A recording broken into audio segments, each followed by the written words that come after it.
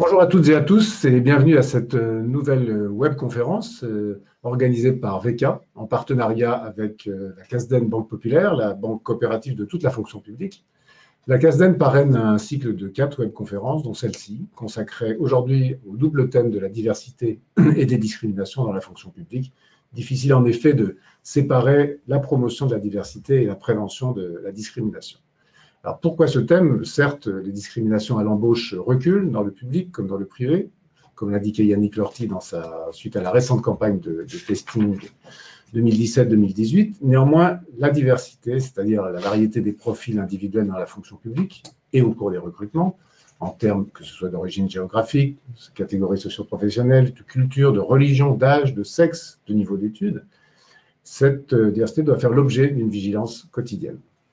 Cette diversité doit également s'appliquer aussi bien en interne, dans la vie de nos organisations publiques, qu'à l'externe, dans l'image d'une fonction publique qui, si elle se veut attrayante, se doit d'être exemplaire. L'objectif de cette webconférence est sur ce sujet de questionner notre management, notre recrutement, nos politiques RH, mais aussi le statut, les concours ou les jurys de recrutement. En s'appuyant sur l'expérience d'une DGS engagée et impliquée et du président lui-même territorial de la Cordée, qui agit pour promouvoir la diversité sociale au sein du secteur public, nous tenterons de répondre aux questions suivantes, tout en mettant en avant des initiatives réussies et duplicables. Et parmi ces questions, dont certaines sont les vôtres, qui sont venues par le biais des réseaux sociaux, comment valoriser la promotion interne et les mobilités professionnelles pour des agents issus de milieux modestes au cours de leur carrière? Quels sont les modes de recrutement à privilégier pour éviter les discriminations et mettre en avant davantage des compétences que des profils très académiques? N'a-t-on pas dans la fonction publique plus qu'ailleurs tendance à recruter ceux qui nous ressemblent? Le statut de la fonction publique est-il un obstacle à la diversité, mais également la diversité dans les équipes n'est-elle pas une garantie de performance? A contrario, une fonction publique représentative de la société donne-t-elle des garanties d'un meilleur service public? Et plus fondamentalement, quelle place pour la responsabilité sociale de nos administrations?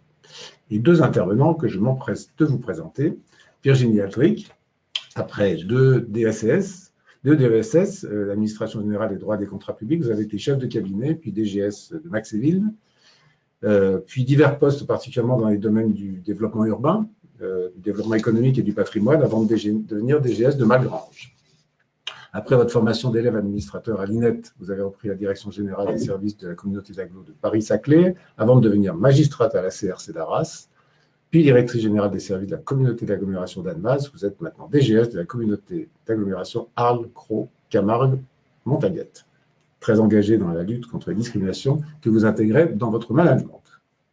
Damien Zavernik, vous avez 28 ans, vous avez grandi dans le Vaucluse, vous êtes diplômé de l'IEP d'Aix-en-Provence, classe préparatoire égalité des chances à l'ENA, puis élève administrateur territorial à l'INET, responsable de la stratégie et des coopérations auprès du DGS de l'établissement pluriterritorial Est Ensemble, puis directeur de l'économie et de l'attractivité et de l'innovation Est Ensemble depuis septembre 2017. Vous êtes également cofondateur et président de l'association L'Accordé depuis janvier 2017 et vous nous en direz quelques mots tout à l'heure.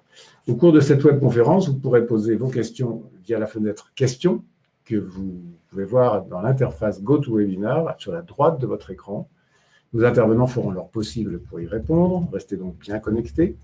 Enfin, nous vous informons que cette webconférence donnera lieu à un enregistrement qui sera mis en ligne et dont le lien vous sera envoyé par mail dans les jours à venir. Mais il est temps de vous passer la parole, en commençant par vous, Virginie Altric. Vous voulez nous parler d'abord de valeurs, un peu à la fois comme des principes moraux, mais aussi comme des données mesurables.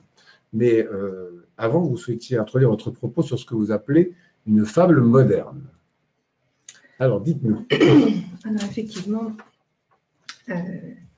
effectivement, il me semblait intéressant de redire quelques éléments de principe qui constituent le travailler ensemble et du coup presque le vivre ensemble dans les collectivités territoriales, tant souvent la dimension un peu familiale du management et du travailler ensemble est consubstantielle de notre territoire professionnel.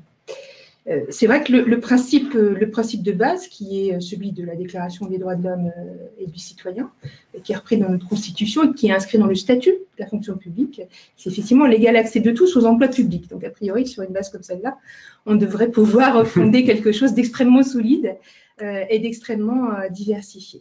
Mais tellement de biais sont possibles dans la façon dont on procède au recrutement des collaborateurs.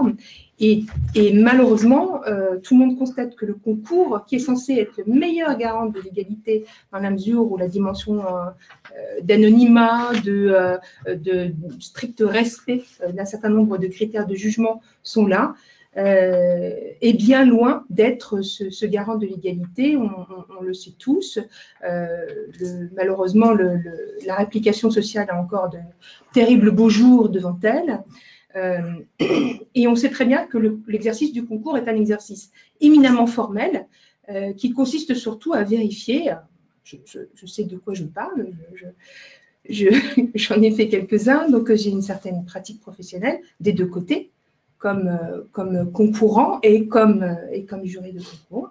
On sait très bien que ce qu'on va rechercher, ça n'est pas forcément ce qui va nous être le plus utile dans le milieu professionnel. On va surtout rechercher une conformité à une forme plutôt que des savoir-être à proprement parler. Alors, on a déjà une question sur ce sujet-là, qui est précisément, est-ce que c'est lié aussi à la composition des jurys? Je pense que les jurys sont de composition assez intéressante. Enfin, des efforts ont été faits ces temps derniers pour respecter tout un ensemble d'éléments de diversité. Premièrement, sur la parité, il y a un gros effort qui a été fait depuis pas mal d'années pour que les jurys soient paritaires hommes-femmes, premier biais de jugement des recrutements. Un certain nombre d'autres éléments ont été introduits, comme l'origine des profils. Quand on est administrateur, on n'est pas jugé que par des administrateurs, et c'est fort heureux. Il y a des élus dans les jurys, il y a des techniciens d'un certain nombre d'autres corps, et cependant, ceci ne parvient pas à anéantir ces biais qui conduisent à ce que nous soyons grosso modo dans une forme de profil qui est assez homogène. Ça, c'est pour l'entrée, pour le recrutement. Exactement. Et une fois qu'on est en fonction. Alors, une fois qu'on est en fonction, effectivement, je pense que la ligne managériale a une forme de tropisme qui consiste à avoir une espèce d'idée un peu stéréotypée du bon agent, le bon rédacteur, le bon chef de service état civil, etc. Et donc, du coup, on va s'efforcer effectivement de trouver des profils qui correspondent à ce stéréotype. Et donc, du coup, dans l'avancement de carrière des agents, on va avoir des facteurs limitants à ce niveau-là, dans la mesure où on va avoir beaucoup de mal à ouvrir notre esprit, nous, les managers, sur la façon dont on pourrait promouvoir des collaborateurs qui n'ont peut-être pas le profil stéréotypé, mais qui pourraient apporter tant de richesse et tant de valeur dans l'exercice de leurs responsabilités que l'ensemble de la collectivité, l'ensemble de notre, j'ai pas de maladie, hein, de notre nation s'enrichirait de ce fait. Une autre question, est-ce qu'il n'y a pas un lien direct ou indirect avec la formation sous toutes ces formes, que ce soit dans les écoles préparatoires ou dans la formation le long de la carrière? Bien sûr, c'est vrai que cette thématique de la formation tend en effet à répliquer un certain nombre de stéréotypes. D'où l'intérêt d'essayer d'inviter dans nos métiers, dans nos collectivités, des agents qui ne sont pas du tout issus de parcours de formation classiques. L'apprentissage est un mode formidable d'accès à la fonction publique au sens large du terme, puisqu'elle va permettre de mêler effectivement tout un ensemble de choses.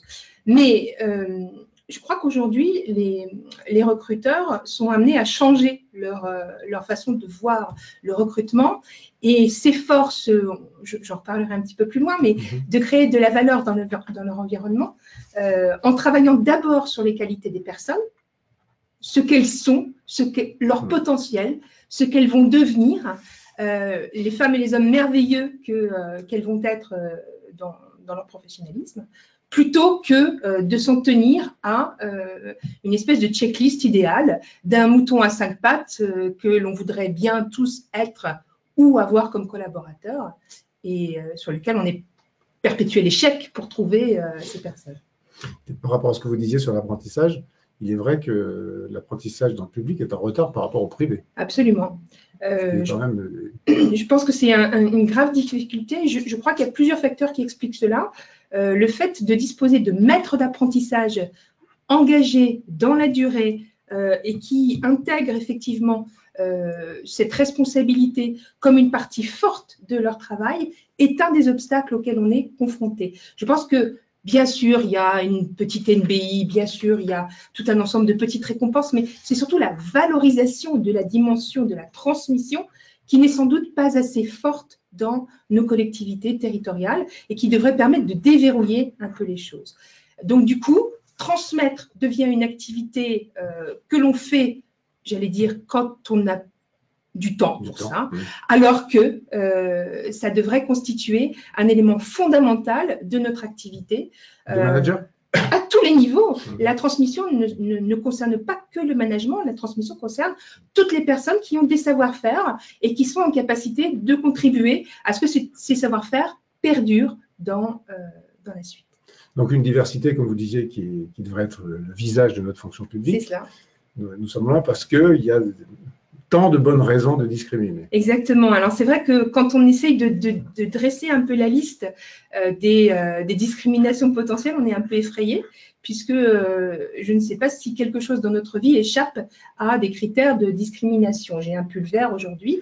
Peut-être vous n'appréciez pas mon pull vert. Peut-être vous avez le vert en horreur. Peut-être vous êtes comédien et ça évoque pour vous des sujets épouvantable, et ce qui fait qu'effectivement vous n'allez pas me choisir, mais peut-être vous n'allez pas me choisir aussi parce que je suis une femme, parce que j'ai le mauvais goût d'être blonde, parce que j'ai dépassé la cinquantaine, donc tout un ensemble d'éléments qui vont faire que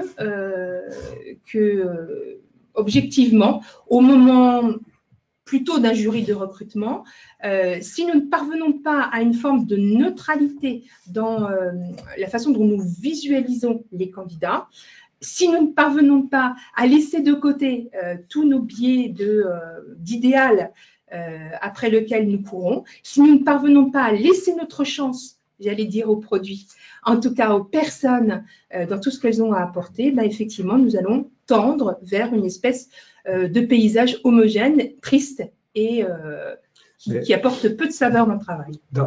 Ce qui veut dire que ces questions de diversité, elles se posent aussi aux nous dont vous parlez, c'est-à-dire les recruteurs, les cadres, etc. Et quand on voit, il y avait une webconférence il n'y a pas très longtemps, d'ailleurs organisée de la même manière par la CASDEN, où on évoquait la similitude de parcours d'un certain nombre de DGS de collectivités, par exemple, ce qui était assez étonnant.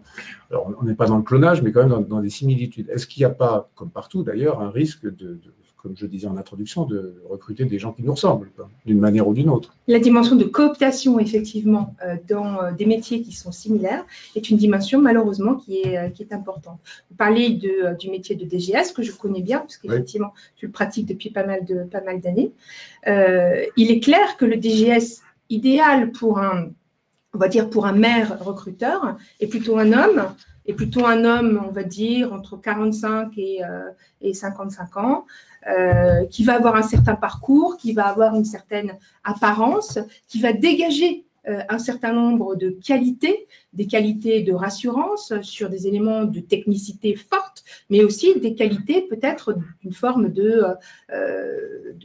j'allais dire d'atonie, sans que ce soit péjoratif en quoi que ce soit, mais quelque chose de relativement plat pour donner ces éléments de rassurance au plus grand nombre. Lorsqu'un élu prend le risque effectivement de choisir un autre profil, eh bien effectivement il court ce fameux risque de ne pas convaincre l'ensemble de son équipe et de ne pas parvenir à créer une harmonie, une homogénéité qu'il arrivera sans doute plus à créer s'il se conforme à ce profil un peu type et rêvé du DGS. Daniel Zanaret, vous vouliez réagir? Oui, simplement, je pense qu'il y a, sur ce sujet-là, je reviens un petit peu en arrière historiquement. Ce qu'on vient de se dire là, c'est exactement lutter contre la cooptation, contre le népotisme, arrêter les mécanismes de sélection un peu arbitraires qui préexistaient sous les républiques précédentes. C'est exactement ce qui a prévalu au sortir de la Seconde Guerre mondiale, a justement institué les concours républicains, en particulier celui de l'École nationale d'administration, mais derrière cela, tous les autres modes d'accès aux écoles de service public, justement pour donner un même gage démocratique d'accès aux emplois publics sur le principe constitutionnel qui a été rappelé tout à l'heure d'égal accès aux emplois publics. Et donc, on voit bien aujourd'hui tout l'artifice, finalement, que représente ce mode de sélection qui, même si, sous couvert de mérite, d'utilité commune et de bagage académique qui fonde les principes de cette sélection, permet de donner un gage d'objectivité, en réalité, derrière, on voit bien tous les éléments qui ne sont loin d'être neutres et loin de correspondre à cette ambition démocratique qui était justement le principe même de l'institution de ces concours. Donc on est un peu en retour en arrière et aujourd'hui on déconstruit quelque chose qui, pendant 50 ans, a été une forme aussi de non-dit sur l'état de la méritocratie en France. Est-ce qu'il n'y a pas une réalité territoriale qui est comment faire un DGS s'il n'y a pas une volonté politique derrière? Alors, je suis bien placée pour savoir qu'effectivement, quelle que soit la thématique, celle-ci ou une autre, comme on fait un DGS s'il n'y a pas de volonté politique, c'est un combat qui est perdu d'avance, qui non seulement peut être perdu d'avance, mais peut même être contre-productif par rapport aux résultats qu'on cherche à atteindre. Hein. Donc, moi, je pense qu'en effet, de même qu'on est choisi par une équipe politique, il faut à un moment donné, comme DGS, on est porteur de valeurs, bah, effectivement, faire aussi soi-même un certain nombre de choix, d'une part, mais il faut aussi une forme de courage. Je pense que la relation, on n'est pas là pour parler de la relation élu-DGS, mais néanmoins, la relation élu-DGS, c'est aussi une relation apprenante mutuellement, dans lequel je fais mienne les orientations, les injonctions du politique. Je m'efforce d'apporter aux politiques de nombreux éclairages qui vont peut-être lui permettre de changer sa manière de voir. Mais si sur le fond, il n'y a aucun élément d'accroche sur une thématique aussi forte que celle-là, je sais d'expérience que le combat est perdu d'avance. Ce qui nous amène à un peu le titre de votre intervention sur la notion de valeur, puisque pour ça, il faut des valeurs partagées. Absolument. Alors c'est vrai que le mot valeur, il a vraiment, de mon point de vue, un sens très fort dans ce double sens que j'ai souhaité noter.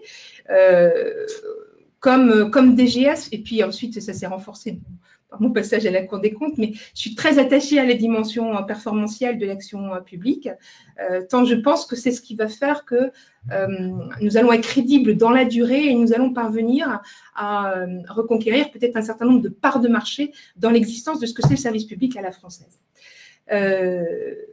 Les valeurs au sens républicain du terme, c'est effectivement le fait de ne pas faire de différence, de ne pas discriminer les êtres humains dans leurs droits. Mais surtout, la valeur de la diversité, elle a un coût qui a été chiffré de façon extrêmement claire par France Stratégie en 2016 dans un rapport qui est tout à fait accessible. J'ai mis le lien hypertexte, donc vous pourrez y accéder sans difficulté. Le manque à gagner qui a été chiffré à ce moment-là, il est de 3 à 14% du PIB, à force d'être dans cette espèce de clonage et de tunnel de non-diversité dans l'ensemble des organisations publiques, les organisations privées. Le chiffrage a été fait sur l'ensemble des organisations. Il me semble que c'est vraiment un élément qui doit interpeller les pouvoirs publics. À partir du moment où aujourd'hui l'argent, dans le secteur public particulièrement, est devenu une denrée aussi rare et aussi précieuse, nous avons tout intérêt dans le management de nos ressources humaines à faire fond sur la diversité parce qu'elle est créatrice, effectivement, elle est ouverture, elle est ne pas répliquer un certain nombre de process qui n'ont plus cours, tout simplement parce que l'évolution technologique, parce que les choix des concitoyens, les aspirations, les modes de faire ont évolué. Il y a une question qui est liée à ce passage particulièrement, qui est arrivé avant la webconférence. Mais quand vous utilisez le mot égalité, donc une des 3 valeurs de la République, quelqu'un qui nous disait valeur, on s'est beaucoup battu jusqu'à maintenant pour la liberté, pour l'égalité, et peut-être moins pour la fraternité. C'est une question d'actualité. Mais est-ce que ce n'est pas ce qu'on retrouve derrière vos propos? J'ai une autre question à tous les deux. Ouais, moi j'ai une autre idée, je suis sûre qu'on la partage avec Damien, de ce que c'est qu'être agent public.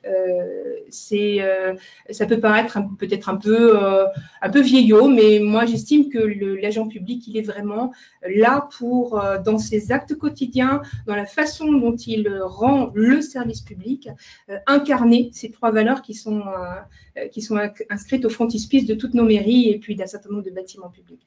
Et je pense que nous avons effectivement dans notre travail quotidien, et le recrutement en fait partie, et le management en fait partie, nous avons à veiller à l'incarnation de ces 3 beaux mots qui font notre nation. Très bien. Oui, je pense que c'est une question absolument fondamentale. Aujourd'hui, on a souvent tendance à considérer un peu à égalité le secteur public comme le secteur privé. Le secteur public étant une forme d'anomalie dont on essaye de normaliser les codes. Je pense vraiment qu'il faut revenir un peu à l'essentiel, justement sur ces notions de valeur. Les agents publics sont là pour servir les valeurs du service public, pour les mettre en œuvre. Et c'est là une différence absolument fondamentale. Quand on parle d'égalité, c'est de ne pas faire de distinction, quelle que soit l'origine, quel que soit le milieu social, quels que soient les principes de discrimination, peut-être parfois très involontaires qu'on peut essayer d'avoir inconsciemment en tête. Et donc, c'est d'assurer ce principe d'égalité, mais c'est aussi, à l'inverse, que la fonction publique puisse l'incarner dans sa chair, dans ses actes quotidiens. C'est pas simplement un principe théorique de dire on assure une égalité de principe, vous venez au guichet d'une mairie ou d'une préfecture et puis vous êtes traité comme un égal. C'est aussi comment, dans la manière dont est construite et dont est portée l'action publique, ces principes notamment d'égalité et de fraternité sont, j'allais dire, des leitmotifs qui font justement le sens de l'engagement des agents publics, qui est, à mon avis, au cœur même de leur mission. Donc il faut vraiment le prendre par l'action concrète du quotidien et pas simplement sur les principes théoriques, même si le lien entre les deux doit être recherché. Alors, vous proposez de miser sur les acteurs pour avancer. On a fait quelques constats importants, fondamentaux même, mais sur la réalité du terrain, si je puis dire, au quotidien. Alors, moi, il me semble qu'effectivement, pour avancer sur cette question de la diversité, il y a vraiment un ensemble d'acteurs qu'on doit mettre en mouvement et convaincre. Alors, je les ai listés sur cette slide, pas forcément dans un ordre précis d'ailleurs, puisqu'il pourrait y avoir plusieurs manières de les classer selon la dimension d'impulsion ou selon la dimension de pérennité un petit peu de la démarche. Mais c'est vrai qu'au cœur de ces sujets, le service des ressources humaines me semble vraiment un réacteur extrêmement fort, tant il doit être garant et promoteur de l'objectivité et de la transparence. C'est le service des ressources humaines qui, dans tout le processus de recrutement, d'avancement, va être la vigie des actes de la collectivité. C'est sur lui que va reposer effectivement cette garantie qu'on offre aux collaborateurs, qu'ils sont traités avec équité d'une part, et que nous misons sur la diversité et la non-discrimination d'autre part. Le management, pour moi, est vraiment ce sur quoi j'agis le plus fortement depuis que j'exerce ces fonctions de DGS, parce que je considère qu'effectivement, il est en première ligne. C'est dans son exemplarité, dans sa manière d'accueillir la diversité, dans la place qu'il va faire aux plus jeunes, aux plus vieux, la place qu'il va faire aux formés, comme aux non-formés. C'est vraiment son attitude quotidienne qui va diffuser au sein de l'organisation ces bonnes pratiques qui vont faire que nous allons évoluer dans notre manière de voir les choses. Le directeur général des services, sa responsabilité est immense puisqu'il donne le cap et l'exemple. Mais j'allais dire, même s'il ne donnait pas le cap et l'exemple, une organisation pourrait tout à fait s'en sortir et devenir plus vertueuse dans la diversité sans lui. Je dis souvent qu'une des vocations du DGS, c'est de concourir dès sa nomination à sa propre disparition. Et je crois que dans cette thématique, c'est particulièrement vrai. Très bien, vous voulez réagir sur ces propos. Il y a deux questions également. Je suis d'accord parce que ces questions de leadership managériaux, elles sont essentielles, elles vont être portées par le plus haut niveau au sein des collectivités, au sein d'une administration. Là où j'insiste peut-être sur un élément de nuance aussi, c'est que aujourd'hui on en est là, c'est-à-dire qu'il est nécessaire qu'une personne, au plus haut niveau, dise « ça c'est un sujet important, donc je le porte ». C'est pas normal. C'est pas normal. On ne devrait pas avoir à se poser cette question. Quelle que soit l'organisation, si on était dans un principe de responsabilité sociale affirmée des organisations, en particulier dans le secteur public, on devrait, quelle que soit la personne qui incarne le leadership au plus haut niveau de la collectivité, avoir un principe d'égal accès aux emplois publics, des collectivités qui soient vertueuses sur le recrutement. Ça se met en place aujourd'hui, on est au constat, quand il y a ce leadership, parfois justement les process RH changent, parfois les regards changent de manière très, on va dire, diffusée dans la société et donc dans la société publique qui représente une collectivité. On devrait être sur ce principe-là partout. Et aujourd'hui, c'est un peu le signal que nous, on veut envoyer avec l'association, on en reparlera probablement tout à l'heure, c'est qu'on a vraiment besoin d'avoir une impulsion nationale sur ces sujets-là. On parle beaucoup de sujets qui concernent la fonction publique, sur des questions de curseur, sur des questions d'ajustement, sur les questions de la place. On a beaucoup progressé sur la question de l'égalité femmes-hommes. C'est un super premier progrès, c'est pas suffisant. Il faut absolument qu'on aille plus loin dans ce sujet-là pour que ça devienne une méthode de travail, un principe de fonctionnement, de recrutement dans toutes les administrations et qu'on dépasse l'incarnation qui est aujourd'hui nécessaire du portage politique ou administratif qui vient d'être décrit. Alors justement, sur l'organisation elle-même, il y a deux remarques qui peuvent être considérées comme des questions. C'est pourquoi ne pas intégrer ça dans l'évaluation aussi, alors des cadres. Et puis, concernant le premier point que vous évoquiez, ça remet en question la place importante et que n'a pas toujours le DRH dans l'intérieur de l'organisation. Moi, je pense que effectivement, le DRH, aujourd'hui, son métier… Ou le DGRH. Voilà, il a considérablement évolué. Et s'il ne se situe pas lui-même sur le champ de la promotion des valeurs, et pas uniquement, même si c'est particulièrement important, hein, sur tout ce qui est les outils RH au sens classique du terme, la collectivité va, je pense, ne pas progresser sur ces questions. Sur l'évaluation, vous avez parfaitement raison. Il me semble qu'à partir du moment où on a réussi à faire en interne un travail collectif qui place la notion de diversité au centre des valeurs partagées du management, il n'y a aucune raison pour que cette question ne fasse pas partie des critères d'évaluation annuels des managers. Bon, c'est tout un processus, je pense, relativement long. Ça dépend des collectivités. Sur certaines collectivités, on part de loin. Sur d'autres, on est plus mûr sur ces questions. Dans mon parcours récent, il m'est arrivé de voir des collectivités très avancées sur ces questions, extrêmement mûres pour des raisons historiques plus ou moins ou d'autres, ou sociologiques, etc. Et puis sur d'autres, eh bien, on voit qu'effectivement, on est plus en distance, peut-être la façon dont le recrutement s'est opéré au fil du temps a été d'une qualité peut-être différente et il faut repartir véritablement au combat. Et je reviens au DRH, si le DG ne parvient pas à s'appuyer sur son DRH sur ces sujets, je pense qu'il peut crier dans le désert et c'est faux monnaie, allons-y. Alors, continuons sur vos propos. Oui. Les élus. Oui, on a parlé des élus, voilà. On s'est dit l'importance que ça avait, y compris par rapport à ce qui fait la survie des élus, c'est quand même le suffrage électoral, puisque à un moment donné, effectivement, la capacité de l'élu à intégrer dans ses collaborateurs et à donner à voir dans la mise en œuvre du service public que c'est ma dernière ligne, les citoyens peuvent exiger une administration qui leur ressemble. C'est vrai que lorsqu'on est sur une certaine typologie de société et qu'on a en face de soi d'autres types de collaborateurs qui nous accueillent, qui nous comprennent peut-être même parfois pas sur le plan linguistique, ça peut poser des problèmes particuliers.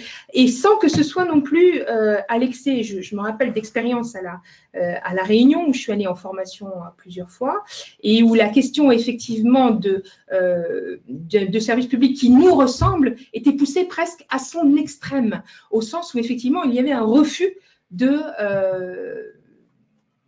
des métropolitains qui étaient venus dans l'île parce que beaucoup d'attrait sur le plan même de la rémunération. Et là, on était carrément sur le contre-exemple de quelque chose qui donnait du refus. Donc, c'est bien le dosage fin, l'attention et le fait qu'on ne va pas chercher à plaquer des réponses toutes faites, mais au contraire, à voir ce qui peut faire de la valeur ensemble, qui va faire qu'on progresse. Et j'ai oublié quand même… On reviendra sur cette question de la représentativité tout à l'heure, d'ailleurs. Et j'ai oublié effectivement de dire un mot sur deux acteurs majeurs, c'est tout le secteur de la prévention, qui n'est pas toujours placé au sein des ressources humaines, parfois c'est auprès de la direction générale, qui doit vraiment être à l'affût des situations qui se présentent. Et le comité technique sur lequel, avec les représentants et les partenaires syndicaux, nous devons avoir sur cette question un dialogue et un débat de grande qualité. Ça n'est pas la peine d'entreprendre toute une mécanique vertueuse si, au moment où nous devons faire des choix d'avancement de collaborateurs, nous ne partageons pas au plus fort ces valeurs avec les représentants syndicaux. Alors, on va poser une question à nos internautes, question qu'on a évoquée tout à l'heure, hein, on va voir quelles sont leurs réponses et éventuellement vous faire réagir. Les concours sous leur forme actuelle sont-ils une voie d'accès discriminante? Vous répondez par oui ou par non. Et en attendant vos réponses, Annie, vous nous proposez quelques outils qui sont dans votre main ou dans votre jeu. Le rapport Lortie. Alors, est-ce que voilà. Donc, effectivement, je vais identifier quelques outils que nous avons dans notre jeu pour travailler sur ces questions de diversité. Donc, Damien interviendra sur la cordée, bien évidemment. En commençant par le bas, c'est vrai que dans mon parcours, il m'est arrivé de rencontrer des cabinets de recrutement qui s'engagent réellement sur cette promotion de la diversité. Je ne vais pas les citer parce qu'il n'est pas question de faire la publicité à tel ou tel, mais j'ai vraiment le sentiment qu'aujourd'hui, les recruteurs ont parfaitement compris qu'ils apportaient à leurs clients une plus-value lorsqu'ils étaient attentifs à cette question. Certaines collectivités se sont aventurées dans le label diversité, des collectivités pas très loin de là où nous sommes d'ailleurs, hein, en Seine-Saint-Denis, mais aussi partout en France. Le défenseur des droits a produit un ensemble de fiches actions absolument fantastiques pour se repérer dans ce sujet de l'amélioration de la diversité. Et effectivement, le rapport Lortie, mais je crois que Damien en dira aussi un petit mot tout à l'heure, qui nous donne des repères sur la façon dont finalement cette question a progressé.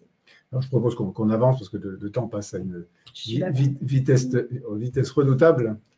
Et sur la question que vous vous posez, à laquelle vous répondez, sur alors on fait quoi?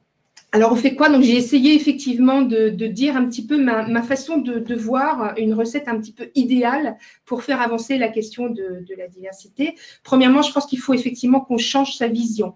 Donc dans la collectivité où j'interviens aujourd'hui, ça va passer par tout un parcours de management, donc de formation sur l'aménagement, qui va comporter une ou deux séquences au camp d'Émile, parce que ça permet effectivement de mettre en perspective vraiment des questions fondamentales sur ce que c'est que les valeurs portées par les agents publics aujourd'hui et en quoi notre quotidien est important pour faire promouvoir ces valeurs.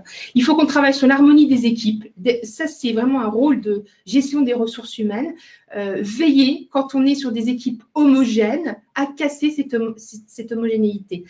Pour vous donner un petit exemple qui illustre ce propos, dans un de mes postes précédents, je m'étais rendu compte que dans un domaine de compétences qui était celui de l'aménagement, on avait recruté des chefs de projet qui étaient toutes des jeunes femmes entre 28 et 32 ans. Il y avait 7-8 jeunes femmes entre 28 et 32 ans. Donc, c'était génial pour la promotion des femmes dans l'accès à des postes importants et intéressants.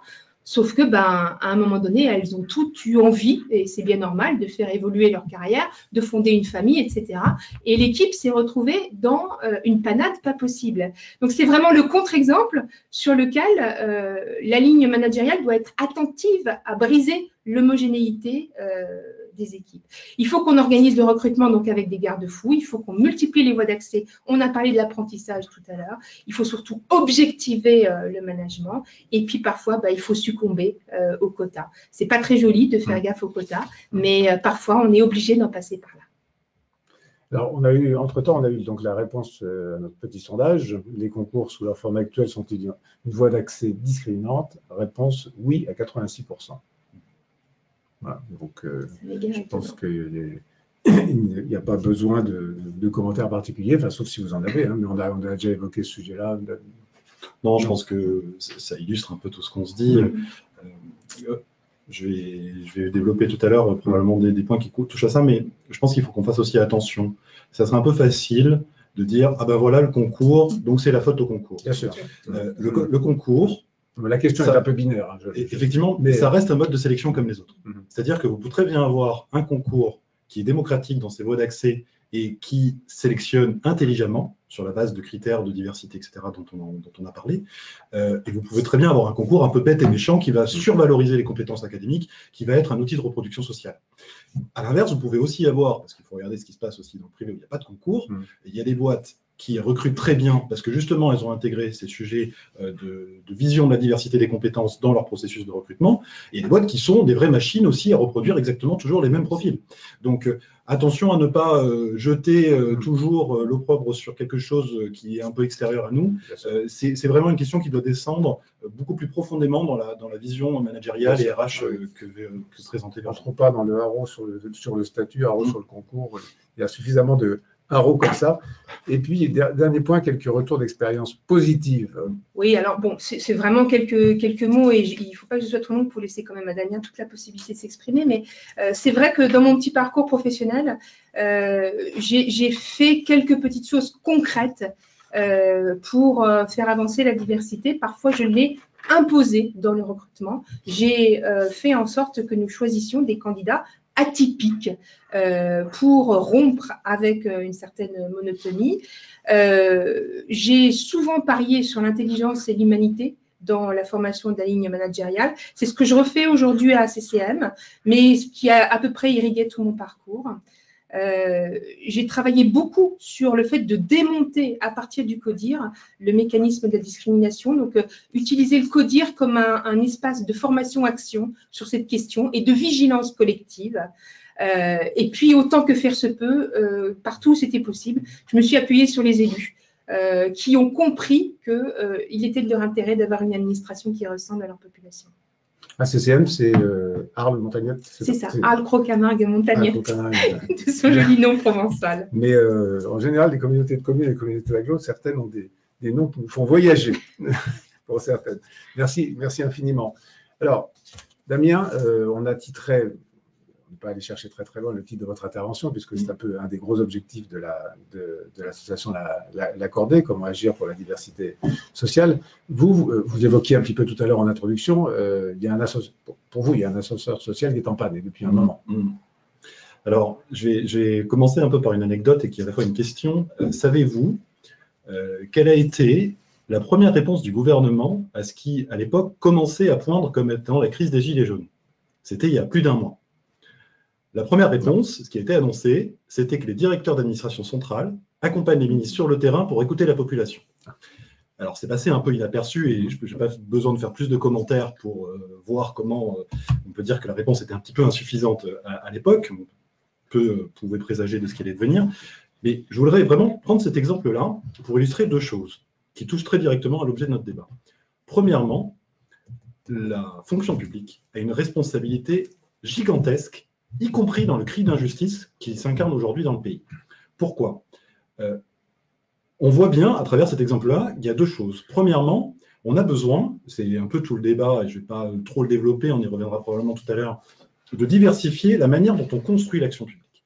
Et au-delà des modes de faire, c'est aussi qui construit cette action publique. C'est-à-dire que quand vous avez dans les ministères, dans les administrations, uniquement les mêmes profils, qui ont le même profil sociologique, qui ont connu la même réalité, qui ont connu les mêmes écoles, qui ont connu la même manière de vivre, et bien à la fin, ce n'est pas très étonnant que vous ayez un produit d'action publique qui ne correspond pas à ceux qui n'ont pas connu un parcours différent. Et donc, on a besoin, pour l'action publique elle-même, de diversifier les compétences, de diversifier les profils, parce que c'est une des conditions de la réussite d'un certain nombre de services publics et un certain nombre de mesures qui sont prises aujourd'hui. Mais le deuxième sujet, et peut-être que c'est là qu'on a besoin aujourd'hui d'y voir aussi plus clair, la responsabilité du secteur public, de la fonction publique dans ce cri d'injustice, c'est aussi de donner à voir quelle est sa place aujourd'hui dans le pays, avec 20% des emplois, 5 millions d'agents publics, je rappelle, c'est quand même considérable. Quelle est la place de ceux qui n'ont pas forcément toujours eu la chance d'avoir eu un parent fonctionnaire? Quelle est la place de ceux qui n'ont pas eu la chance forcément de faire des grandes études? Bref, quelle est la place et la chance qu'ont naturellement en France ceux qui n'ont pas le bagage scolaire ou le bagage social, le capital culturel, comme disait un sociologue bien connu, pour rentrer dans les mécanismes qui font que vous arrivez à des fonctions aujourd'hui de cadre, notamment dans les collectivités. Et donc, je voulais juste rappeler quelques chiffres qui s'appellent à l'écran. On a souvent tendance à considérer ces sujets-là comme un petit peu anecdotiques. Ça fait l'objet d'une phrase en bas d'un programme, en bas d'une charte dans une administration, en bas d'un discours qui est porté par un DGS, par un élu ou par des syndicats, nonobstant les exemples fédérateurs qu'on a rappelés tout à l'heure. En France, aujourd'hui, les employés, les ouvriers, c'est 50% de la population active. C'est considérable. On a souvent tendance à considérer que finalement, c'est pas grand-chose parce que numériquement, c'est pas grand-chose. Si, la part des cadres aujourd'hui, c'est 17% dans la population active. Et on voit bien qu'au niveau de la construction des parcours scolaires, on voit tout de suite la différence. Je rappelle simplement ces chiffres pour les objectiver, ça n'étonnera personne. Il y a 34% d'enfants de cadres à l'université, ça augmente à plus de 40% lorsqu'on arrive au niveau du master, et seulement 12% d'ouvriers. Donc on voit bien à quel point l'ascenseur social en France, il est bloqué, alors qu'on a un système qui se dit méritocratique, qui a pour but de dire on ne vous sélectionne pas sur la base de votre origine sociale, sur la base de votre origine géographique et surtout pas ethnique. On vous considère, on vous sélectionne parce que vous êtes bon ou parce que vous n'êtes pas bon. Et on rappelait tout à l'heure l'article 6 de la Déclaration des droits de l'homme et des citoyens. On oublie souvent de dire qu'il y a un principe d'égal accès aux emplois publics. On parle beaucoup de consentement à l'impôt aujourd'hui. Il y a aussi ce principe-là d'avoir une chance de pouvoir intégrer le secteur public. Mais non seulement ce mécanisme-là, il est fort en France, il a tendance, contrairement à ce qu'on peut penser, à régresser. C'est-à-dire que le mécanisme de massification scolaire avec la poursuite des études, le fait qu'aujourd'hui on fasse plus d'études qu'il y a 20 ou 30 ans, ça ne se traduit pas dans les faits par une mobilité sociale plus forte. Et donc, ce qui est important de rappeler aujourd'hui, c'est que cette question-là, elle n'est pas anecdotique. Cette question-là, elle est au cœur d'une injustice qui est ressentie très profondément par un certain nombre de Français qui se sentent exclus d'un service pour lequel ils payent.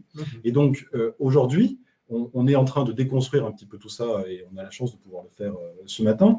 On a souvent tendance à considérer que notre système méritocratique, c'est ce que nous on appelle la méritocratie de sommet, c'est-à-dire il suffit que quelques-uns réussissent, que quelques-uns entrent à l'ENA, que quelques-uns entrent à l'INED, que quelques-uns réussissent et soient présents dans les médias, à la télé, pour se dire tout va bien. Finalement, regardez, il a réussi, donc c'est que c'est possible. Et on va prendre ponctuellement tel ou tel parcours. Et en réalité, souvent, ce qu'on oublie de dire, c'est que derrière ces réussites de quelques-uns, il y a l'échec de millions d'autres. Est-ce que vous dites que la fonction publique reproduit encore plus des inégalités sociales? Et alors, c'est là que c'est un débat qui nous intéresse très directement. C'est qu'on pourrait croire que justement, parce que le service public incarne ces valeurs d'égalité dont on parlait tout à l'heure, on est exemplaire. En réalité, on ne l'est pas. Au contraire. C'est encore pire dans notre secteur public pour un certain nombre de biais qu'on a rappelés et qu'on va probablement développer. C'est-à-dire qu'aujourd'hui, vous avez des chiffres qui s'affichent à l'écran. Quand je suis enfant d'ouvrier ou d'employé, j'ai une chance sur 43 d'intégrer l'ENA. J'en ai une sur 11, donc à peu près le niveau d'admissibilité d'intégrer l'ENA quand je suis enfant de cadre supérieur. Ces chiffres-là, ils sont pas étonnants, on s'en doute tous, et la place que représente l'élitisme républicain en France en est très symbolique. Mais c'est pas que la haute fonction publique, c'est aussi vrai plus largement dans toutes les strates de la fonction publique, et pas uniquement dans la fonction publique d'État, y compris dans la fonction publique territoriale ou hospitalière, où on pourrait croire que parce qu'on a des cadres de concours un peu moins forts que dans la fonction publique d'État, on a plus d'ouverture. En réalité, souvent, quand les politiques RH ne prennent pas en compte cet aspect-là, ça peut être pire. Et c'est ce qu'avait montré le rapport Lortie. La fonction publique territoriale et hospitalière sont quasiment plus discriminantes que la fonction publique d'État. Vous évoquiez, parce qu'il y a deux questions qui nous arrivent, dont une, vous évoquiez dans votre slide, le fait qu'il n'y a aucune étude sur les discriminations par grade et au cours des carrières. Oui. Et c'est vrai qu'il y a un certain nombre de questions que je vais regrouper dans celle-là qui est assez proche. Est-ce qu'il faut imaginer ou créer un concours particulier réservé aux élèves d'une classe préparatoire intégrée pour favoriser l'accès public divers à la fonction publique? Alors déjà, une chose sur les études, nous, on a fait un certain nombre de préconisations au gouvernement dans le cadre d'Action publique 2022. Entre parenthèses, savez-vous, là aussi, petite question, quel est le nombre dans le paquet de mesures du programme Action publique 2022 qui a été dévoilé par une quantité d'experts et le gouvernement, qui concerne la diversité et le débat de ce matin? Zéro. pas une ligne. C'est pour dire à quel point ce sujet-là n'est pas traité aujourd'hui, n'est pas considéré. Et donc, dans ce qu'on a essayé de mettre en avant, sur la question des concours plus précisément, nous, on n'est pas pour la logique de quota, la logique de discrimination positive. Il y a une phrase d'un auteur que j'aime beaucoup qui s'appelle Walter Ben Michaels et qui dit « Plus une société devient inégalitaire, plus elle fait de la diversité ». C'est-à-dire que plus on échoue à intégrer des gens dans les mécanismes profonds, structurants de sélection, y compris dans le secteur public, mais dans la société en général, plus on va prendre certains pour les mettre devant la scène et se dire « mais regardez, tout va bien ». Aujourd'hui, si on fait une politique de discrimination positive active, on risque de passer complètement à côté du sujet. Moi, la place des classes préparatoires égalité des chances qui existe, elle doit être renforcée, elle doit être structurée, on doit donner plus de moyens aux dispositifs qui sont existants, ça ne sert à rien de vouloir tout raser tous les 5 ans ou tous les 2 ans et de reconstruire quelque chose, il faut donner du temps à ces politiques-là. Sur la question des concours, nous on n'est pas forcément pour faire des voies dérogatoires, même si il y a un vrai sujet d'ouvrir ce débat, comment on donne plus de diversité sociale dans les modes de sélection, en particulier les concours. Virginie, vous vouliez réagir sur ce point? Oui, juste un petit mot pour renchérir effectivement sur cette question de quotas, pour dire à quel point il me semble que c'est la pire des solutions possibles. Ce faisant, et c'est une réflexion vraiment que j'ai eue personnellement sur tout un ensemble de sujets, il apparaît qu'il n'y a parfois pas d'autre option pour faire avancer un certain nombre de débats. On l'a bien vu sur la question de l'accès des femmes aux fonctions électives. Il a fallu passer par la méthode des quotas pour que, d'un certain point de vue, les femmes elles-mêmes se sentent autorisées à s'engager dans des fonctions électives. C'est dire à quel point notre société en est quand même arrivé à s'éloigner de ces principes fondateurs que 50% de ses membres ne se sentent pas autorisés à être représentatif. Donc voilà, je suis vraiment, comme Damien, extrêmement réservée sur la dimension des quotas, mais avec peut-être un assouplissement sur le fait de dire, parfois, peut-être, c'est une étape impérative. Ou un déclencheur, enfin, une aide au déclenchement. Quelques mots peut-être sur le rapport Lortie, et puis quelques mots sur l'accordé également. Plus globalement, il faut aussi avoir conscience que le rapport Lortie, si je ne dis pas de bêtises, est le premier rapport qui étudie les discriminations dans la fonction publique. Le premier rapport, 2015, il faut attendre ça. Et encore, c'est ce qu'on écrit. Le rapport Lortie, il est extrêmement modeste, même s'il est très qualitatif, parce qu'il a ciblé que certains des grandes catégories, des effets statistiques, on ne sait pas aujourd'hui. Est-ce qu'il y a plus de discrimination par rapport à la diversité sociale sur les emplois de catégorie C, B, ou sur les emplois de catégorie A, ou sur les catégories A+. Est-ce que c'est plus vrai dans l'administration d'État, dans la fonction publique territoriale? On n'a aucun chiffre. Et donc c'est vraiment un des sujets très embêtants aujourd'hui. C'est pas possible aujourd'hui d'avoir chaque année des centaines de milliers d'agents publics qui rentrent dans le service public et de ne pas savoir du tout qu'est-ce que ça produit en termes de discrimination sociale. Et donc ça, c'est le premier sujet. Et le rapport Lortie a aussi montré un aspect très intéressant, c'est le poids de l'historique personnel dans l'accès à la fonction publique. C'est-à-dire qu'il faut avoir une forme de capital social et culturel de gens qui sont soit vos parents, soit votre entourage, qui connaissent les voies d'accès, qui connaissent ce que c'est un emploi public. Et je ne parle pas simplement des emplois de catégorie C qui sont souvent bien identifiés par les catégories populaires, tous les emplois d'exécution, mais bien l'ensemble de la diversité qui permet d'avoir des parcours dans la fonction publique. Alors, parlons un peu de l'accordé. Alors, l'accordé, c'est une toute jeune association 2016 créée par des anciens élèves de la classe préparatoire égalité des chances de l'ENA, dont j'ai fait partie.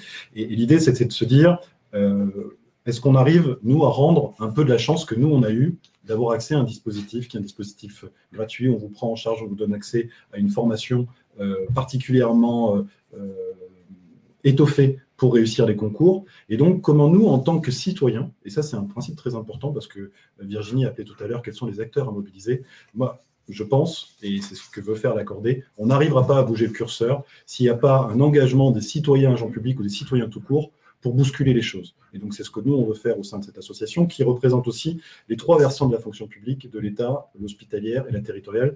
Cette transversalité dans l'accès à la fonction publique est un point extrêmement important pour essayer de lutter contre les discriminations. Alors, de toute façon, on mettra un lien évidemment sur le site de l'association. Une question que l'on pose de la même manière à nos internautes, qui est une question qu'on a évoquée tout à l'heure. La fonction publique doit-elle être représentative de la société? Vous répondez par oui ou par non. Quelques éléments de plus à dire sur l'action de l'accorder en fonction du slide qu'on propose ou... Oui, alors un message un peu global, un slogan qu'on utilise souvent, et moi qui travaille en Seine-Saint-Denis et qui touche aussi à la création d'entreprises, c'est un signal aussi à envoyer aux gens qui ne voient pas du tout ce que c'est de travailler dans le secteur public, de dire vous pouvez aussi réussir votre vie en servant l'intérêt général. Vous n'êtes pas forcément obligé, même si certains le font et c'est très bien, de vous retrouver tout seul à vouloir créer votre entreprise, à avoir votre émancipation individuelle par vous-même. Il y a d'autres choses qui peuvent exister et donc c'est un pas que doit faire le secteur public dans sa dimension de responsabilité sociale des administrations, c'est quelque chose sur lequel on insiste beaucoup. Et pour les agents publics, d'aller parler de leur métier. Il n'y a rien de plus satisfaisant, et ça c'est un élément vraiment très positif que j'apporte aujourd'hui au débat, où je ne veux pas donner l'exemple très négatif. Quand vous avez quelqu'un qui vient parler de son métier devant une classe, en lycée de banlieue, dans un territoire rural, devant des étudiants de facultés dites populaires, et qui se retrouve avec plein de questions et élargit l'état d'esprit des personnes qui sont en face de lui, c'est un élément extrêmement positif qui permet aussi de changer la manière dont on construit l'action publique au quotidien. Donc on est sur ces dimensions, au-delà du plaidoyer que je fais un petit peu ce matin et dont on vient de parler dans un certain nombre de cas, il y a une dimension d'incarnation, d'aller sur le terrain, de parler des métiers, d'aller au contact du public, qu'on essaye de faire au sein de l'association. Et d'ailleurs, elle est ouverte à tous, donc on compte sur vous. Alors, avant de rentrer dans ce que vous évoquiez sur la diversité sociale, ce côté oublié des différentes réformes de la fonction publique, il y a quelques questions que je vais vous proposer qui sont parfois peut-être un petit peu en décalage, mais on est ici aussi pour répondre aux questions des internautes. Une qui est la création d'une brigade, entre guillemets, de recrutement. Pourquoi pas brigade interfonction publique rompue à ces questions, notamment discrimination, pourrait-elle être une solution viable? C'est une brigade, moi, qui me fait... Alors, non, mais sur ce sujet-là, très honnêtement, sur la lutte contre les discriminations, là on parle de comment on essaye d'inciter à, il faut toujours une notion de contrôle. C'est-à-dire que ce n'est pas possible. Aujourd'hui, nous on a des témoignages dans l'association, de gens qui ont passé des concours, qui ont eu des questions à l'oral, qui sont absolument inadmissibles. Parce que vous avez un nom à consonance étrangère, on vous pose tout de suite la question alors que vous êtes un grand oral de concours. Oui, mais pourquoi vous êtes venu ici? Pourquoi votre famille n'a pas fait ça? Pourquoi, en plus, si vous êtes une femme, souvent il y a un cumul d'inégalités encore plus fort. Et ça, ce sont des choses qui doivent être absolument sanctionnées. Donc je ne sais pas s'il faut une brigade, mais en tout cas, il faut des mécanismes extrêmement clairs. Aujourd'hui, il y a le défenseur des droits, il y a un certain nombre d'inspections générales de l'administration qui doivent permettre de corriger ces inégalités, ces discriminations. Mais c'est aussi la question de la formation des concours. Aujourd'hui, certains concours sont formés aux ces questions de discrimination, à ne pas poser des questions, même de manière inconsciente, qui pourraient mettre en difficulté de ce point de vue-là. Il faut que ce soit généralisé, parce que c'est une question d'égal accès aux emplois publics, encore une fois. Donc, ce n'est pas simplement un gadget, ça doit faire partie de manière consubstantielle de ce mode de sélection. Et puis une autre question, je crois que c'est vous, Virginie, qui évoquiez les chartes.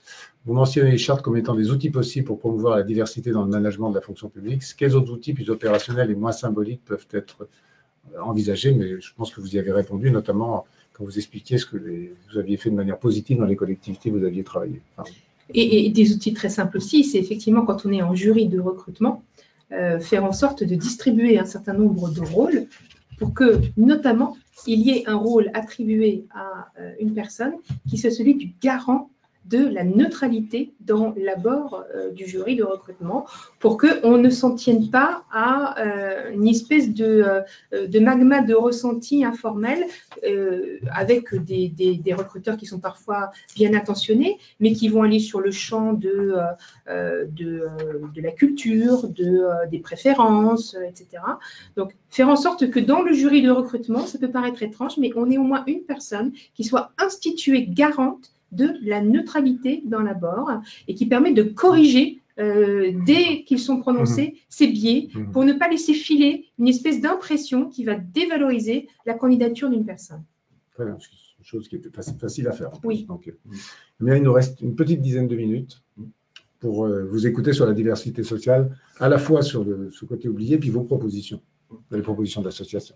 Je vais essayer d'être assez synthétique. Un élément qu'on n'a pas trop abordé aujourd'hui, mais qui est très lié, c'est la question de l'attractivité du secteur public. Aujourd'hui, on a pour beaucoup de concours, une perte d'attractivité. Il y a des concours qui ne se tiennent pas parce que les gens ne se présentent pas, tout simplement. Et donc, on se retrouve d'un côté à avoir une situation de tout un tas de gens issus de catégories populaires la plupart du temps, ou exclus territorialement, ce point-là étant très important aussi, qui considèrent que la fonction publique, grosso modo, c'est pas fait du tout pour eux, pour plein de raisons, y compris pour des questions de représentation un peu symbolique. Et d'autre part, une fonction publique qui a besoin d'avoir des gens qui soient motivés, d'avoir des gens qui ont envie de construire avec eux.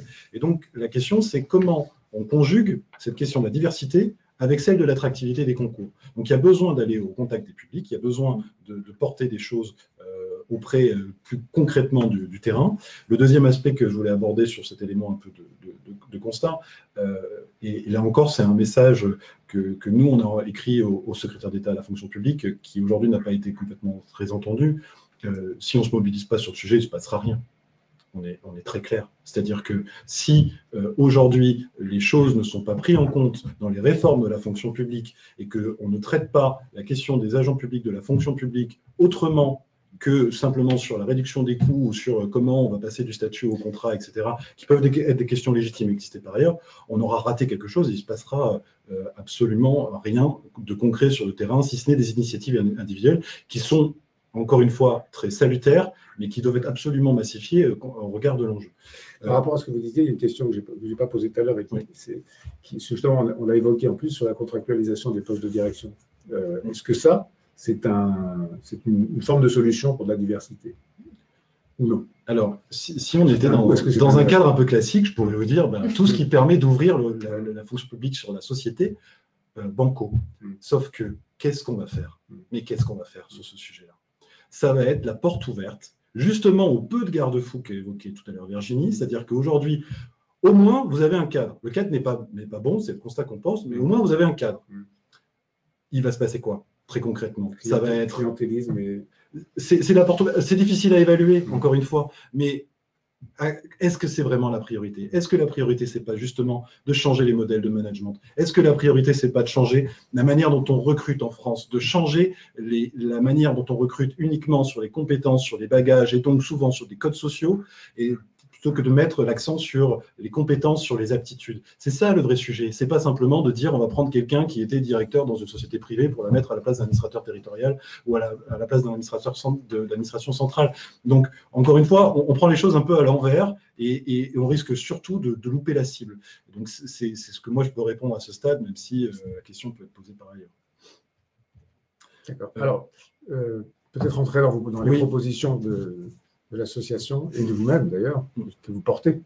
Ce qu'on essaye de faire, on a fait une contribution au programme Action publique 2022 qui était porté par la DGASP et le gouvernement il y a quelques mois au sein de l'association. Donc ce que vous avez ici, c'est le fruit d'un certain nombre de personnes qui sont issues des classes préparatoires égalité des chances et qui se sont réunies au sein de l'association pour dire aussi dans l'approche, on a vécu un peu les choses, donc qu'est-ce qu'on peut dire nous, de notre point de vue, sur qu'est-ce qu'on peut faire pour changer la donne sur la diversité sociale dans la fonction publique. Il y a 3 axes, je ne vais pas être trop long parce que ça serait un petit peu fastidieux de tout évoquer. Premièrement, il faut démocratiser l'accès. Dans cette démocratisation de l'accès, ce qu'on propose, c'est de mettre le paquet sur les dispositifs de classe préparatoire égalité des chances pour les massifier, systématiser la durée d'enseignement dans ces classes et donner un revenu minimum décent aux préparationnaires, parce que ça reste un point, on a souvent tendance à considérer que les questions d'allocation, c'est pas très important parce que c'est pas ça qui fait que, mais en l'occurrence, si vous êtes vraiment en difficulté, et ben, si vous n'avez pas de quoi vous préparer pendant 1 an ou 2 ans au concours, ben, vous ne les passez pas, tout simplement. Et donc, démocratiser l'accès, et on croit vraiment, et c'est un peu l'essence même de l'administration, de notre association, pardon, je fais un lapsus sur ce sujet-là, que ça passe aussi par la mobilisation des agents publics eux-mêmes sur le fait de s'ouvrir à la société, d'aller au contact. Ça, c'est un point extrêmement capital de pouvoir activer cette citoyenneté active. Le deuxième aspect qu'on a essayé de mettre en avant comme un axe vraiment majeur de notre contribution, c'est au-delà de l'accès. C'est dans les carrières. On en parle trop peu, mais c'est la chance du secteur public d'avoir des mécanismes de promotion interne, d'avoir des concours internes, d'avoir des passerelles qui existent, souvent trop faibles, justement pour permettre à des gens qui entrent à un niveau donné dans la fonction publique que ce ne soit pas rédhibitoire, qu'ils ne soient pas bloqués au premier étage de l'immeuble alors qu'ils peuvent prendre l'ascenseur par la suite. Bon, et ça, c'est extrêmement important. C'est ce que je disais tout à l'heure, on n'est pas pour une méritocratie de sommet où soit vous êtes très bon et vous allez à l'élite tout de suite et puis c'est réglé pour vous, soit c'est raté et puis vous êtes bloqué dans votre carrière pendant 50 ans. Donc, il y a besoin de réinventer la manière dont on construit les carrières au sein du secteur public. Et enfin, un dernier point où je rejoins totalement Virginie sur la manière dont on change le modèle de recrutement et de management dans le secteur public. Si on veut sortir un peu du mythe méritocratique, de la manière dont on construit tout simplement la notion de mérite et donc la notion de sélection qui est associée, il faut qu'on change les méthodes de recrutement, qu'on mette en avant plus les aptitudes, plus les compétences. Ça passe de manière très concrète par potentiellement la révision d'un certain nombre de concours, pas que sur les oraux, aussi sur les écrits, parce que les deux sont les deux faces du même monnaie, il ne faut pas tout l'un ou tout l'autre, il faut une vraie question sur ce sujet-là. Et enfin, on insiste sur ce sujet qui peut paraître un peu concret et prosaïque par rapport à tout le débat aujourd'hui, mais nous, on a énormément de gens qui nous disent que quand ils passent un concours une année, qu'ils ne sont pas pris à l'oral, parce que on leur a fait un certain nombre de remarques qui jugent illégitimes, et que l'année qui suit, ils retombent sur le même jury, avec les mêmes personnes, qui leur font les mêmes remarques. Et bien, c'est pas possible. C'est pas possible parce que ça montre à quel point on n'est pas capable de changer un certain nombre de représentations et de codes, y compris symboliques, qui sont souvent des codes sociaux, dans la manière dont on recrute dans le secteur public. Une forme d'humiliation, presque. Et c'est une forme d'humiliation qu'on ressent aujourd'hui, et il ne faut pas minorer cette colère-là, y compris dans la crise qu'on traverse. Et ça, c'est quelque chose de très profond. Ça change aussi la manière dont on construit tout simplement la société française et ce fameux élitisme républicain, de manière très descendant, où soit vous êtes au fonctionnaire, soit vous êtes rien, et pour devenir l'un ou l'autre, évidemment, les passerelles sont souvent limitées. Dans tout ce que vous évoquez, ce sera la dernière question que je vous poserai, une question qui nous est venue, qui est, n'y a-t-il pas un problème de fond sur la manière dont la fonction publique communique sur elle-même ? C'est vrai que c'est souvent d'autres personnes que la fonction publique elle-même qui se chargent de communiquer sur elle, notamment des think tanks, pour ne pas les citer, etc. Et est-ce qu'il n'y a pas aussi ce problème de communication qui dédramatise les choses, qui pourrait travailler pour son attractivité? Virginie ? Oui, c'est ce que vient de dire Damien, effectivement, c'est que la façon dont les agents publics vont devant les plus jeunes, devant les assemblées citoyennes, parler de leur métier, présenter leur métier, valoriser leur métier, c'est ça qui va contribuer puissamment au renouveau de la fonction publique et au fait qu'elle ressemble davantage à la société française. Je crois profondément à cette dimension-là, presque plus qu'à toute action de communication intentée au plan national sur ce sujet. Il y a a priori un pacte républicain ancien et fondateur entre la nation française et puis sa fonction publique. Il faut tout faire pour que ce pacte soit restauré dans tout ce qu'il avait de plus noble et de plus faisant corps. En effet, Damien a souvent cité la dimension des événements aujourd'hui, qui démontre à quel point on est en rupture les uns avec les autres, à quel point on fait moins corps les uns avec les autres. Eh bien, la façon dont les agents publics sont en capacité de parler à leurs voisins, à leur famille, aux membres de l'association qu'ils fréquentent, de leur métier, de valoriser leur métier, d'inciter à ce que les autres exercent leur métier, sera un levier fantastique et extrêmement simple pour régénérer notre fonction publique. Alors, je vous propose juste de vous lire un petit, c'est même pas une question, c'est un témoignage sur lequel on ne fera pas de commentaires parce que malheureusement le temps est court. Entre-temps, on a affiché le slide de la cordée, rejoignez la cordée. Je vous lis ce petit texte. La classe préparatoire intégrée est un bon dispositif, pour le moment extrêmement onéreux et notamment au regard des résultats, mais qui nécessite dans la plupart des cas un investissement en temps et pécuniaire, logement, restauration, auxquels les publics concernés ne peuvent pas faire face, peuvent ne pas faire face. En cas de non-réussite à un concours, ils n'ont pas non plus la possibilité de valider leur année de préparation. Là, on parle de certaines fonctions publiques. Autant de freins pour attirer de nouveaux candidats. C'est un exemple d'une situation, mais qui est tout à fait juste et tout à fait représentatif des propos qu'on a. Alors, malheureusement, nous arrivons à la fin du temps dont nous disposons pour cette web conférence. D'abord, nous allons vous remercier tous les deux pour votre disponibilité, la générosité, je dirais ce mot-là, de vos réponses. Pour tous ceux qui n'auraient pas eu de réponse à leurs questions, En tout cas, on aura répondu à toutes les questions qui nous ont été posées. VK continue à vous accompagner par le biais de son service VK Ligne Expert qui vous permet de poser directement vos questions, plutôt des questions d'ordre juridique et réglementaire, par téléphone à des experts du secteur public et d'avoir une réponse immédiate. Merci à VK et à la CASDEN d'avoir organisé cette webconférence. Et encore une fois, merci à tous les deux. Merci.